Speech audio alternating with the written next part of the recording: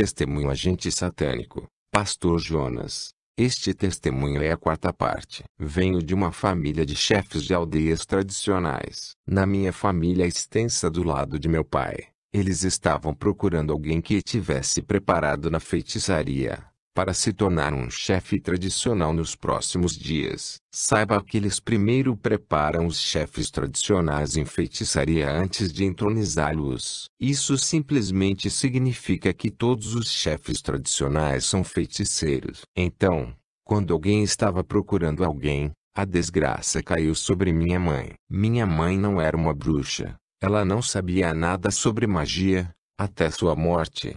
Ela não sabia nada sobre isso, mas a desgraça caiu sobre ela. Ele disse: os feiticeiros são especialistas em destruição. Eles sabem como destruir, mas eles não sabem como corrigir o que eles destroem. O mundo de Lucifer é o que você chama de segundo mundo, o mundo do pandemônio, isto é, o mundo da rebelião. Quando eu estava lá, me levou a um departamento liderado por uma deusa chamada Maria Margot, e esse departamento é o que se chama o mundo Armstrong ou domínio mariano. É a sede da magia católica no mundo de Satanás. O catolicismo tem duas sedes. No mundo humano, sua sede está no Vaticano, um estado em um estado. Você tem o Vaticano no estado da Itália. Tem uma bandeira bicolor amarela e branca. Estas duas cores significam orações e sacrifícios. E é lá onde se encontra o Papa, o Vicarius Filii Dei, aquele que usa a marca da besta. Mesmo hoje,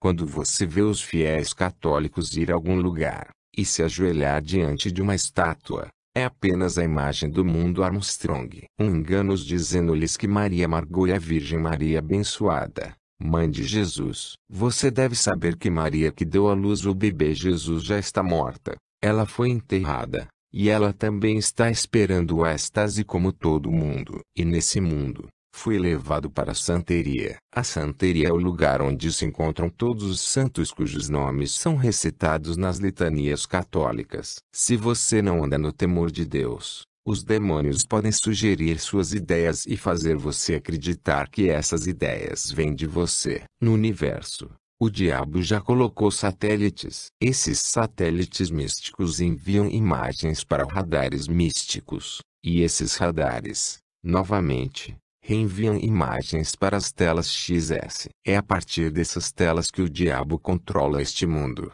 porque ele não é capaz de estar em vários lugares ao mesmo tempo. Mas o Senhor Jesus, nosso Deus, não precisa de radares nem telas, porque ele é onipresente. E a Bíblia diz em Provérbios 15:3: os olhos do Senhor estão em toda parte, vigiando os ímpios e os bons. Então Jesus não precisa de radares. A partir dessas telas, o diabo controla este mundo. Ele conhece os verdadeiros cristãos, os cristãos hipócritas e até mesmo os pagãos. Se você é realmente cristão, saiba que até mesmo o diabo sabe disso. Quando ele olha através das telas, ele vê sinais. Então, quando estávamos do outro lado, o diabo nos pediu para coordenar muitos demônios e direcioná-los para as pessoas que tinham sinais, isto é, para com os cristãos verdadeiros, a fim de extinguir esses sinais. Foi assim que dirigimos muitos demônios para com os verdadeiros cristãos. Portanto,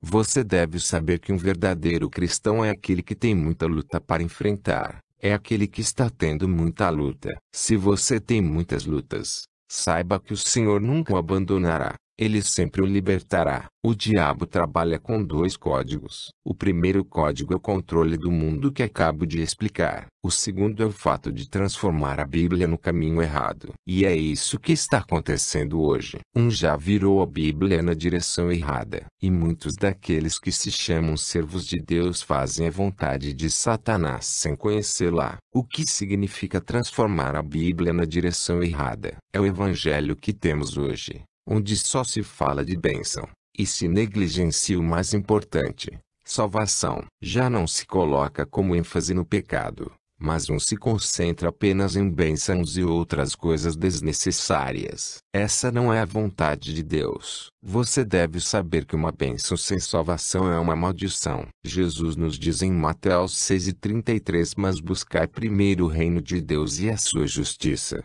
e todas estas coisas vos serão acrescentadas. Quando você vê uma igreja onde não gosta de falar sobre salvação ou insistir em pecado, saiba que você está lidando com uma igreja que está sob a influência do diabo. Uma breve explicação de alguns dos nomes que os pais dão aos seus filhos. Se dá o nome de Mojinga às crianças que nascem em circunstâncias especiais, isto é, envolvidas no cordão umbilical. Mojingas significa alguém que está preso. Quando você olha para as pessoas que têm tais nomes, especialmente quando a lua aparece, você verá que eles se comportam estranhamente. Isto não deve limitar-se apenas ao nome Mojinga. Há muitos outros: Tianda, Ngaloula, Tomba, Moadi, Moukalai, etc. Você deve ter muito cuidado com esses nomes. Agora tente saber o significado do nome que você tem, porque o nome que você tem pode ser uma porta através da qual os demônios entram em sua vida. Aqui chamo a atenção dos pais. Preste atenção aos apelidos que você dá aos seus filhos.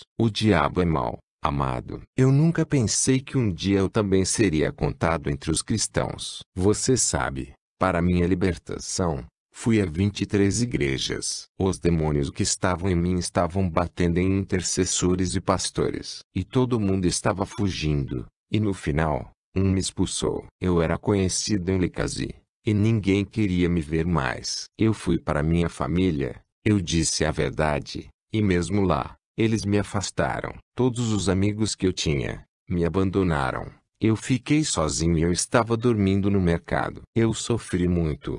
Minha libertação levou um ano inteiro. Eu estava sozinho, abandonado por todos, sozinho em sofrimento. E naquele momento que o Senhor Jesus, aquele que ajuda sempre presente em apuros, me visitou e agora sou um homem normal, um filho de Deus. Isso é um grande milagre para mim. Aviso para as mães que têm o mau hábito de amarrar uma corda em torno da cintura de seus filhos, porque estas cordas podem ser uma porta de entrada para os demônios para entrar na vida da criança. Preste atenção a todas essas cordas. Tenha cuidado. Aqueles que estão estudando medicina, aqui eu insisto, a maioria dos que estudaram medicina são satanistas. Eu tinha apenas 2 meses de idade. No entanto, eu já poderia sair durante a noite. No quarto dos meus pais, eu tinha um berço pequeno. Meus pais tinham a cama deles e eu estava no meu berço. Mas à noite, eu tinha apenas 2 meses de idade.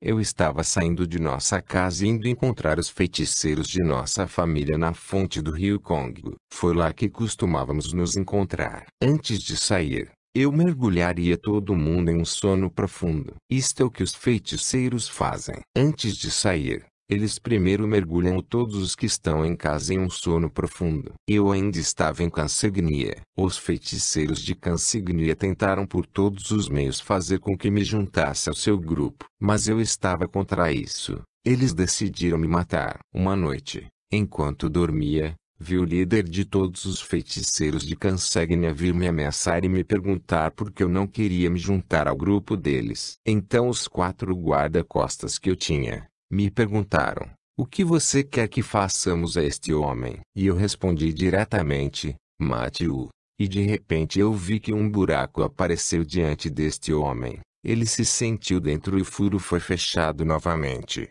E então eu acordei. Na parte da manhã, eu estava tomando meu banho para ir para a escola e eu vi esse pá chegando. Quando chegou à entrada de nossa casa, levantei os olhos e, assim que nossos olhos se cruzaram, Ele foi arremessado ao chão. Depois disso, ele se levantou e foi para casa. Foi o último dia que eu vi, porque quando ele foi para casa, ele morreu no mesmo dia. Naquela noite, quando entrei no meu quarto, olhei debaixo da minha cama. Havia uma concha de caracol e lá dentro havia sangue. Era o sangue desse pai. A concha de caracol era o que eu usava como um avião para entrar em feitiçaria e sangue é o que eu usei como combustível. Depois disso, meu pai foi transferido. Deixamos Cansegnia para nos instalarmos em Licasi. Quando chegamos em Licasi, meu pai, seguindo uma influência amigável, foi conhecer uma casa no bairro Colomoni. Uma casa que tinha mais de 10 quartos. Colomoni está localizado ao lado de 2 outros bairros,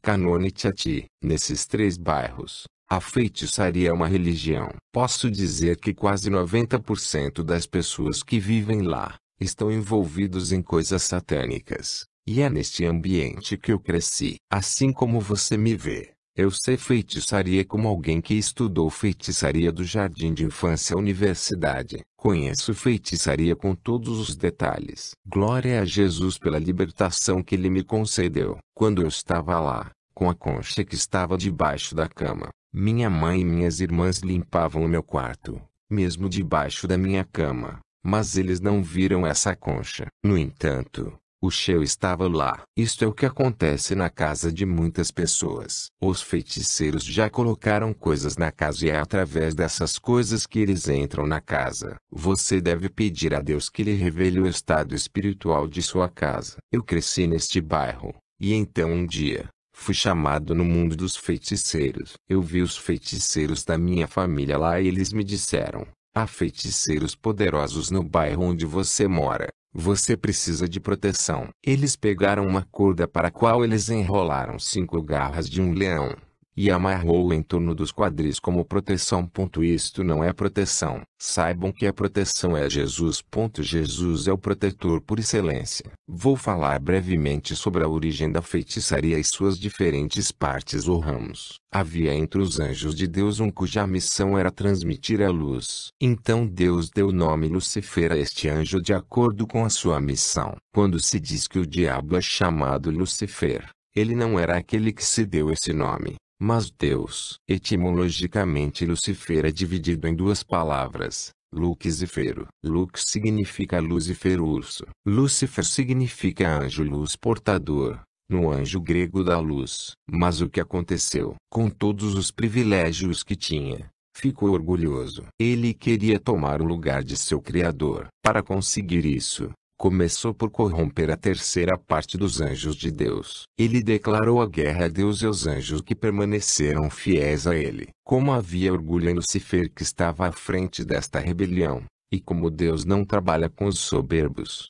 seu lugar não foi encontrado no céu. Nosso Deus não trabalha com os altivos. Está escrito em Tiago 4:6. Deus se opõe aos soberbos, mas dá graça aos humildes. E Tiago 4:10 continua e diz: humilhai-vos perante o Senhor, e Ele vos elevará. Assim como havia orgulho no Lucifer, ele teve que ser perseguido, afastado e foi perseguido, afastado. Há pessoas que acreditam que o diabo permanece na terra ou no subsolo. Não, nem mesmo no espaço submarino. Ele vem sobre esta terra, mas ele permanece ao ar. É apenas o dia em que o Senhor Jesus vem que ele desalojará o diabo, porque a Bíblia diz que todas as forças do ar serão abaladas. Este lugar no ar onde Lucifer está, é chamado mundo de Tartarus, o segundo céu. Se você ficar de fora e olhar para cima, você verá o céu, que é o primeiro céu. Depois disso, vem o segundo. É lá que o Lucifer fica com seus demônios,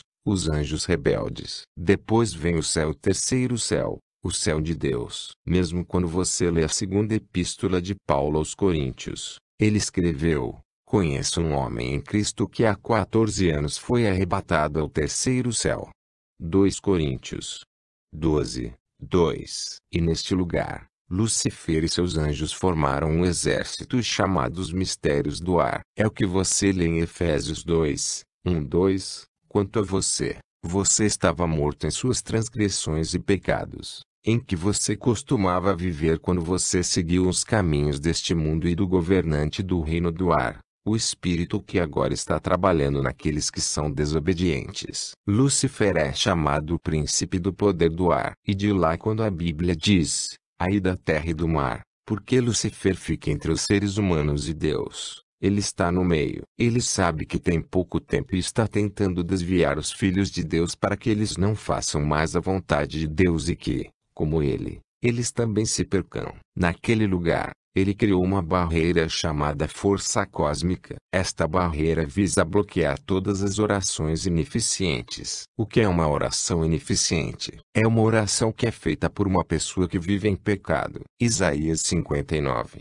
1-2 nos diz: certamente o braço do Senhor não é curto demais para salvar, nem sua orelha demasiado aborrecida para ouvir. Mas as vossas iniquidades vos separaram do vosso Deus.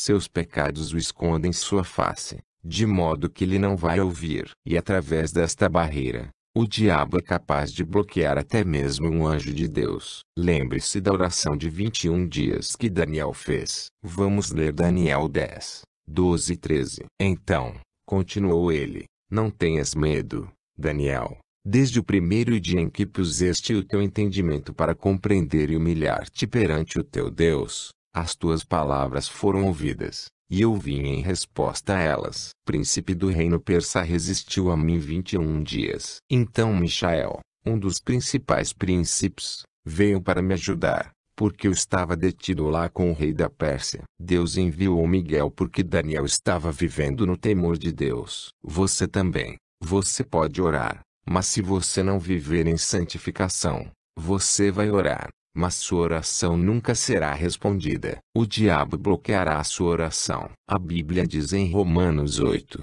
1: portanto, agora não há condenação para aqueles que estão em Cristo Jesus. Mas vemos muitas pessoas que estão em Cristo, e ainda vivem sob condenação. O Senhor tem permitido que esse testemunho seja dado para que as condenações que continuam a pesar sobre sua vida caiam em nome de Jesus. É lá que o diabo formou seu governo. O governo do Lúcifer trabalha em 3 níveis. O primeiro nível é a divindade de Lúcifer. O segundo nível é a realeza de Lúcifer. E o terceiro nível é o ministério do Lúcifer e os demônios. O que o diabo faz em seu governo? Lá ele já colocou uma tríade, e nesta tríade, há 3 demônios. O primeiro é aquele que tem a missão de destruir a capacidade divina colocada no homem. Este demônio é chamado Caliboce, em outras palavras Apolion. Depois disso, há um demônio que é responsável pela comunicação astral, isto é,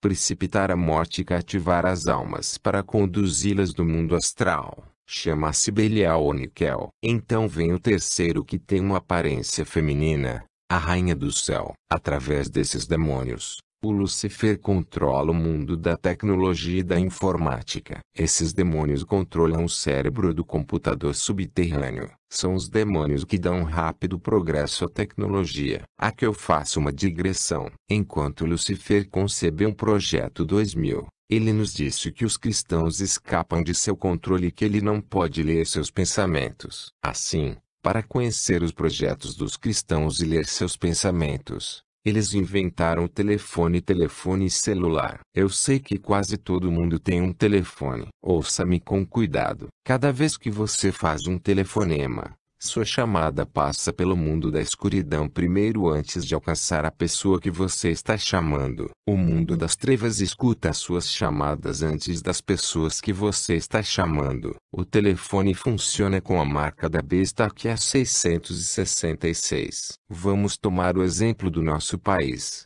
Temos um monte de redes telefônicas, mas existem 2 redes principais: a rede Vodacom e a Redesign. Essas 2 redes usam o mesmo satélite. Se você tomar seus serviços ao cliente e você fizer a soma, você vai encontrar 666. Vodacom é 111, Design é 555. A internet. Todos os endereços da internet começam com www. Os 3 W significam 666. O diabo é realmente esperto. A Bíblia chama de maligno. Quando tomamos a letra W, é uma letra do alfabeto francês. O alfabeto francês tem 26 letras, e W é o 23º. Então, Quando você tem W, ele representa o número 23. Então, quando você toma o número 23, é um número de 2 dígitos. Você tem 2 e 3. Quando você multiplica 2 por 3, dá-lhe 6. E quando você tem 3W,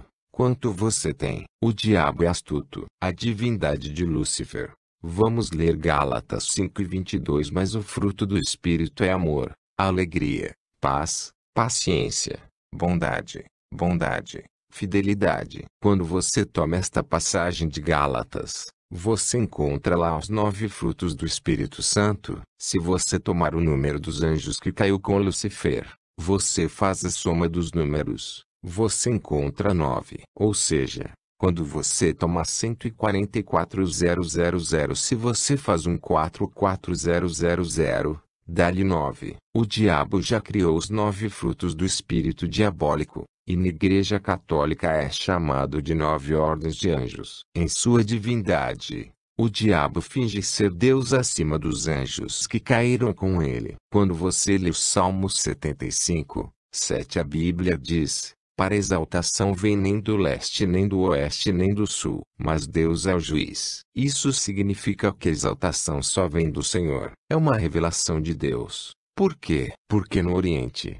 Lúcifer já colocou um demônio chamado Baemon. No Ocidente, há um demônio chamado Amaimon. Então, quando você toma os 4 pontos cardeais, há o Norte, o Sul, o Oriente e o Ocidente. O Norte é o Septentrion. O Sul é o Midi, o Oriente é o Oriente e o Ocidente é o Ocidente. Nos 4 cantos do mundo, o Lúcifer colocou 4 demônios cuja missão é fortalecer o poder do mal no mundo. E esses 4 demônios entram na vida de uma pessoa por 2 meios.